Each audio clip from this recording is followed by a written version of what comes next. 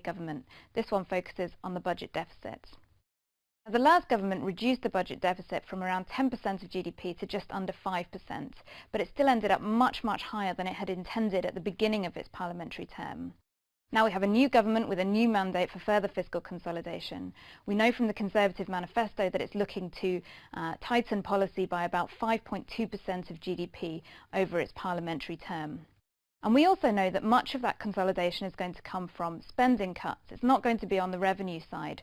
Actually, this government wants to make it illegal to raise either income tax, VAT or national insurance. Now, with those revenues accounting for about 65% of current revenues, if you're not touching them, you're not really raising revenues as a percentage of GDP. So the consolidation is going to come through expenditure, and we know that George Osborne has talked about £25 billion worth of cuts, 12 billion to welfare, 13 billion to departmental spending, very little of which has actually already been specified. So a lot of challenges ahead. Now, in terms of the near-term implications, we are quite concerned about the impact these cuts could have on growth over the near term.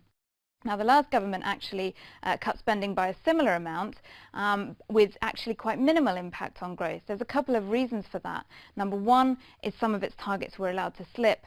Number two is because there was quite a lot of low-hanging fruit, wasteful expenditure, excessive expenditure, which was relatively easy to cut. Now, with that expenditure now stripped away, we might find that these cuts are really cutting into the meat of public services with negative consequences for GDP growth. Now, the assumptions underlying the forecast from the Office for Budget Responsibility, which see the budget deficit closing and turning to surplus by 2018-19, are also quite strong. So we have two assumptions. One, that the government remains willing and able to implement this extensive tightening even as political risk rises related to the EU referendum and the election after that. But the second assumption is that the economy remains, the economic backdrop remains benign, so you continue to have steady real GDP growth.